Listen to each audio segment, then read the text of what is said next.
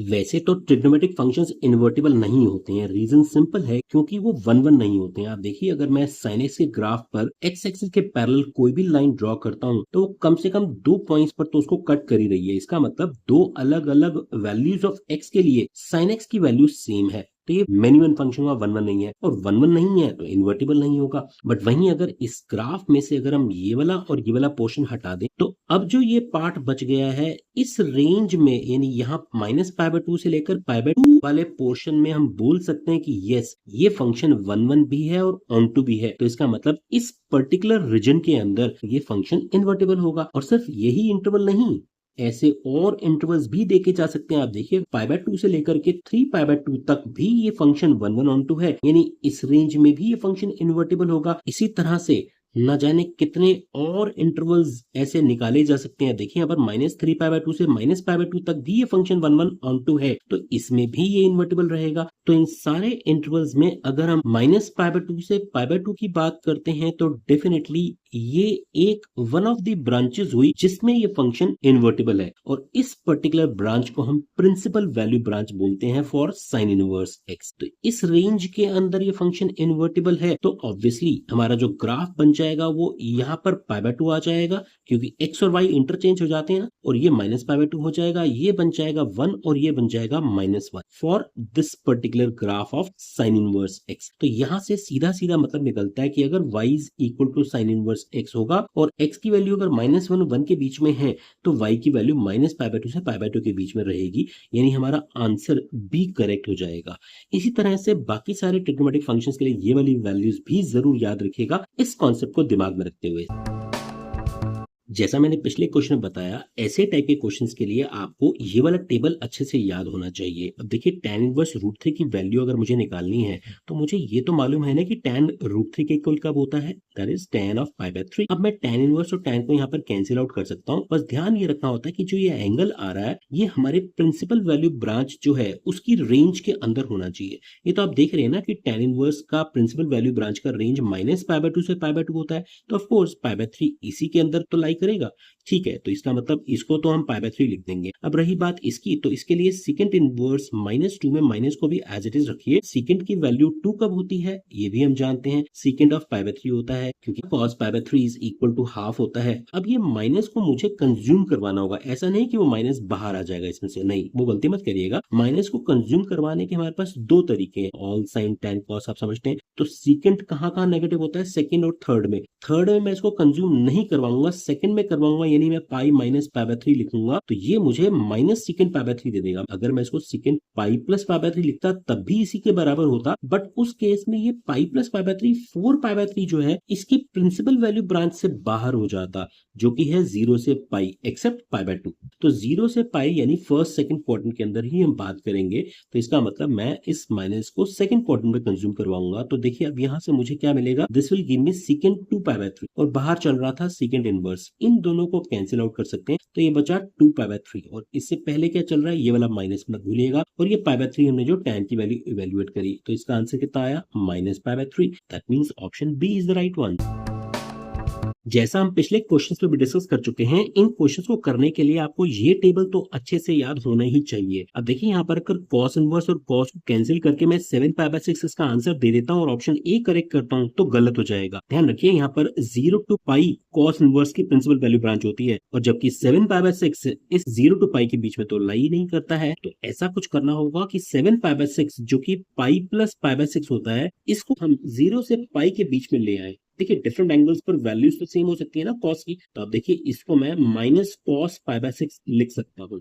पाई में T ratio change नहीं होती है और थर्ड क्वाड्रेंट है तो कॉस नेगेटिव होता है। अब -cos π/6 हमने लिख दिया है cos 7π/6 की जगह पर, बाहर चल रहा है cos इनवर्स। अभी मैं इस cos और cos इनवर्स को कैंसिल नहीं कर सकता हूँ क्योंकि माइनस यहाँ पर है। तो पहले तो मुझे इस माइनस को यहाँ पर एंगल के साथ ले जाना पड़ेगा, इसको कंज्यूम करवाना होगा। अब देखिए, इसका आंसर निकालने के हमारे पास दो तरीके हैं। एक तरीका तो ये हो सकता है कि मैं इस माइनस को सेकंड क्वाड्रेंट यानी पाई -π/6 इसमें कंज्यूम करवा दूं। आप देखिए, इसकी वैल्यू यही तो होगी। पाई के केस में टी रेशियो चेंज नहीं होती है तो cos π/6 तो आएगा ही, साथ में माइनस भी आ जाएगा बिकॉज सेकंड क्वाड्रेंट में भी cos नेगेटिव होता है। और cos पाई -π/6 का मतलब हो गया cos 5π/6। cos इनवर्स बाहर है, अब मैं कैंसिल आउट कर सकता हूँ क्योंकि 5 pi by 6 is lying very well between 0 to pi, यानी प्रिंसिपल वैल्यू ब्रांच को बिलोंग कर रहा है, तो मेरा ऑप्शन बी करेक्ट हो जाता है। ये तो हुआ सीधा तरीका, सीधा इन द सेंस जो पहले दिमाग में आता है। अगर आपकी प्रैक्टिस अच्छी हो जाएगी तो आप इसको डायरेक्टली भी कर सकते हैं। आप देखिए 7 पाई बाय 6 को मैं एक्चुअली में cos of 2 pi minus 5 pi by 6 भी लिख सकता हूँ। समझ में आप बात? ये देखिए 6 2 12 माइनस 5 7 पाई बाय 6 को मैं ऐसे ब्रेक कर सकता हूँ। इसका क्या फायदा हुआ? कॉस 2 पाई माइनस थीटा भी तो कॉस थीटा के इक्वल होता है ना, तो इसको cos 5 पाई बाय 6 लिखा जा सकता है, और बाहर cos इनवर्स है, वो इस cos को कैंसिल आउट करेगा, मेरा आंसर 5 पाई बाय 6 डायरेक्टली आ जाएगा। तो ये हुआ इसको सॉल्व करने का एक शॉर्टकट, या यूं कहिए स्मार्ट तरीका, जब आपकी प्रैक्टिस अच्छी हो जाएगी। इस क्वेश्चन को हम दो तरीकों से सॉल्व करेंगे, ध्यान दीजिएगा। दूसरा वाला शॉर्टकट है जो कि इनफैक्ट आपकी एनसीईआरटी में नहीं दे रखा, बट बड़ा ही यूजफुल है। तो पहले हम ये वाला तरीका देखते हैं जहां पर मुझे इस ब्रैकेट को सिंप्लीफाई करना चाहिए, और उस ब्रैकेट में भी पहले मैं साइन इनवर्स माइनस हाफ को सिंप्लीफाई करना चाहता हूं। तो माइनस को एज इट इज रखूंगा, हाफ की वैल्यू मैं जानता हूं साइन पाई बाय 6 होती है, यानी साइन पाई बाय 6 हाफ के इक्वल होता है। और अब ये माइनस को कंज्यूम करवाना होगा ताकि मैं साइन और साइन इनवर्स को कैंसिल कर सकूं। उसके लिए मुझे इसको sine of minus pi by 6 लिखना होगा, क्योंकि हम जानते हैं माइनस साइन थीटा इक्वल होता है साइन ऑफ माइनस थीटा के। ठीक है, और ये ऐसा करने का रीजन भी ये था क्योंकि माइनस पाई बाय 2 से pi by 2 principal value branch होती है, तो मुझे इसको प्रिंसिपल वैल्यू ब्रांच में ही तो लेकर के आना होगा क्योंकि इनवर्स फंक्शन चल रहा है। तो आप देखिए साइन इनवर्स और ये वाला साइन कैंसिल आउट हो जाएंगे, तो क्या बचेगा हमारे पास? माइनस पाई बाय 6, और एक इससे पहले माइनस चल रहा है, ये माइनस इसको प्लस कर देगा, तो ये पाई बाय 6 हो गया। और एक पाई बाय 3 हमारे पास पहले से है, तो ये पाई बाय 3 और पाई बाय 6 मिलके पाई बाय 2 हुए। बाहर साइन है, साइन 91 होता है, मेरा ऑप्शन डी करेक्ट हो गया। अब समझिए इसका शॉर्टकट तरीका। अगर मुझे ठीक ऐसे ये भी मालूम है कि sine inverse of minus x minus sign inverse x के इक्वल होता है, तो मैं इसको सीधे सीधे प्लस साइन इनवर्स हाफ लिख दूंगा। ये वाला माइनस मैंने बाहर निकाला, और ये पहले से बाहर था माइनस, तो माइनस और माइनस मिलके प्लस हो गए। अब साइन इनवर्स हाफ तो मैं जानता हूँ पाई बाय 6 होता है, और पाई बाय 3 पहले से दे रखा है, तो सीधा सीधा ये साइन 90 हुआ, तो मेरा ऑप्शन डी करेक्ट हो गया। तो ये शॉर्टकट भी आप याद रख सकते हैं। पिछले क्वेश्चन की तरह इस क्वेश्चन को भी हम दो तरीकों से सॉल्व करेंगे। दूसरा वाला शॉर्टकट है, उसके लिए आपको एक प्रॉपर्टी मालूम होनी चाहिए, उस पर अभी आता हूँ। पहले ये वाला तरीका देखिए, tan इनवर्स √3 को मैं पाई बाय 3 लिखना जानता हूँ, माइनस कॉट इनवर्स माइनस √3 में √3 की जगह मैं कॉट ऑफ पाई बाय 6 लिखूंगा। ये तो समझ में आता है हमें, ठीक है। कॉट पाई बाय 6 की वैल्यू √3 होती है। अब इस माइनस को मुझे कंज्यूम करवाना होगा ताकि मैं कॉट इनवर्स और कॉट को कैंसिल कर सकूं, और माइनस कहाँ कंज्यूम करवाना होगा? इसकी प्रिंसिपल वैल्यू ब्रांच, यानी 0 से पाई के बीच में। आप समझ रहे हैं? तो यहाँ पर मैं इसको पाई माइनस पाई बाय 6 लिख दूंगा, ठीक है, सेकंड क्वाड्रेंट के अंदर, क्योंकि cot of pi minus pi by 6 मुझे माइनस कॉट पाई बाय 6 देगा। मैं इसको लिख दूंगा कॉट 5 पाई बाय 6, ओके, और बाहर क्या चल रहा है? Minus cot inverse. आप देख रहे हैं, तो ये मुझे कितना वैल्यू देगा? -5 पाई बाय 6, और इससे पहले था tan इनवर्स √3 यानी पाई बाय 3, तो pi by 3 minus pi by 6 को सिंप्लीफाई करेंगे तो कितना आएगा? एलसीएम ले लीजिए इसका, ये हो जाएगा 2 पाई माइनस पाई यानी -3 पाई डिवाइड बाय 6 यानी माइनस पाई बाय 2, तो मेरा ऑप्शन बी करेक्ट हो गया। अब वहीं अगर मुझे ये वाली प्रॉपर्टी मालूम है कि cot inverse of minus x pi minus cot inverse x के इक्वल होता है, तो इस प्रॉपर्टी को यूज करके मैं कॉट इनवर्स माइनस √3 को सीधा सीधा लिख सकता हूँ pi minus cot inverse of √3। समझ रहे हैं आप बात? माइनस जब बाहर आया तो पाई भी बाहर आ गया, तो पाई माइनस कॉट इनवर्स √3 का मतलब कितना हुआ? पाई माइनस कॉट इनवर्स √3, तो पाई बाय 6 के इक्वल होता है। बाहर चल रहा है माइनस, और इससे पहले था पाई बाय 3, इसकी वैल्यू भी माइनस पाई बाय 2 आएगी, ये आप इजीली देख सकते हैं। तो शॉर्टकट से हमारा आंसर जल्दी आ जाएगा, प्रोवाइडेड आपको ये प्रॉपर्टी याद हो। और ध्यान रखिएगा, कॉट के साथ साथ कॉस और सेक, इन तीनों में पाई के साथ माइनस बाहर आता है, जबकि बाकी तीनों टी फंक्शंस के अंदर यानी साइन, टैन और कोसेक में सिर्फ माइनस बाहर आता है, पाई बाहर नहीं आता है। तो ये प्रॉपर्टीज अगर आप याद रखें तो इन क्वेश्चंस को थोड़ा जल्दी सॉल्व किया जा सकता है।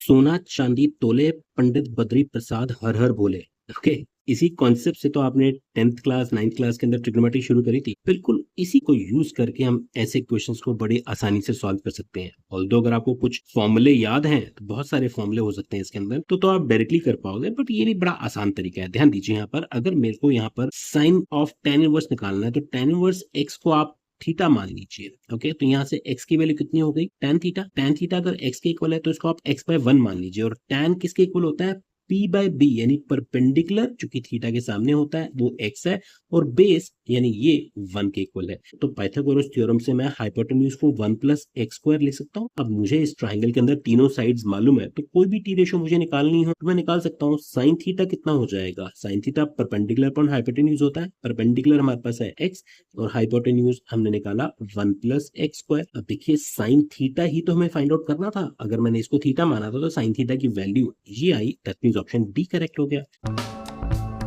मिसलिनियस का ये इंपॉर्टेंट क्वेश्चन कैसे सॉल्व होगा, ध्यान दीजिए। सबसे पहले मैं साइन इनवर्स 1 माइनस एक्स को तो एज इट इज रख रहा हूँ, -2 साइन इनवर्स एक्स को राइट साइड में शिफ्ट कर रहा हूँ, तो ये हो गया पाई by 2 plus 2 sine inverse x. ऐसा करने का लॉजिक देखिए, हमें बेसिकली x की वैल्यू निकालनी है, तो मुझे ये ट्रिग्नोमेट्रिक फंक्शंस खत्म करने पड़ेंगे, that should be the objective. तो सबसे पहले अगर मैं साइन को यहाँ ले जाऊं, साइन इनवर्स है ना यहाँ पे, तो ये साइन उधर जाएगा तो क्या बन जाएगा, साइन बन जाएगा, sine of pi by 2 plus 2 sine inverse x. Clear है यहाँ तक, ठीक है। इससे क्या होगा, ये साइन 90 प्लस इसको 2 थीटा मानो, साइन इनवर्स एक्स को हम थीटा सपोज कर लेते हैं, एंगल ही तो है कोई। अब ये हो गया पाई by 2 plus 2 theta, sine pi by 2 plus 2 theta यानी cos 2 थीटा के इक्वल हो जाएगा। ये बात समझ में आती है, ठीक है। सेकंड क्वाड्रेंट के अंदर साइन है तो टी रेशो चेंज हो जाएगी पाई बाय 2 के केस में, और सेकंड क्वाड्रेंट में साइन क्योंकि पॉजिटिव रहता है तो यानी cos 2 थीटा हो गया। अब देखिए यहाँ से थीटा को अगेन वापस मुझे x की टर्म्स में लेके जाना है, x क्या है हमारा, साइन थीटा, ये तो हमने सपोज किया। ओके, तो अब देखिए cos 2 थीटा को मैं साइन थीटा के टर्म्स में एक्सप्रेस करना तो जानता हूँ ना, 1 माइनस 2 साइन स्क्वायर थीटा होता है ये। ओके, तो ये हो गया 1 माइनस 2 साइन थीटा है x, तो 2x स्क्वायर। देखिए हमने सारे टी रेशियोज को तो खत्म कर दिया, बस मुझे x के लिए इसको सिंप्लीफाई करना होगा, तो 2x square minus x equals to 0 हो गया। ये तो कैंसिल आउट हो गए। यहाँ से मुझे x की क्या वैल्यू मिलेंगी, x कॉमन ले लीजिए, 2x माइनस 1 इक्वल्स टू 0 आया, तो x की वैल्यू आई 1 0 और 1 आ गई हाफ। ये वैल्यूज आते ही हम कहेंगे जी ऑप्शन ए करेक्ट हो गया, जबकि गलत है। क्यों, ध्यान दीजिए यहाँ पर ट्रिग्नोमेट्रिक फंक्शंस के अंदर ना ज्यादातर इनवर्स में तो जरूर अपने आंसर्स को वेरीफाई कर लेना चाहिए। 0 अगर मैं पुट करता हूँ देखिए लेफ्ट हैंड साइड पे, तो ये बनता है साइन इनवर्स 1 माइनस 0 यानी 1, minus 2 sine inverse 0, sine inverse 0 तो 0 ही होता है, साइन इनवर्स 1 का मतलब क्या होता है, पाई बाय 2। बिल्कुल ठीक है जी, 0 तो इसको सेटिस्फाई कर रहा है। अब अगर मैं हाफ इसमें पुट करता हूँ तो ये बनता है sine inverse 1 minus half, half, ठीक है, और 2 साइन इनवर्स हाफ। ओके, तो ये +1 है, ये -2 है, तो माइनस साइन इनवर्स हाफ में, और माइनस साइन इनवर्स हाफ का मतलब माइनस पाई बाय 6, जो कि RHS पाई बाय 2 के इक्वल नहीं है। इसका मतलब x इक्वल्स टू हाफ जो है सेटिस्फाई नहीं करेगा इस इक्वेशन को, that means x equals to 0 is the only correct answer.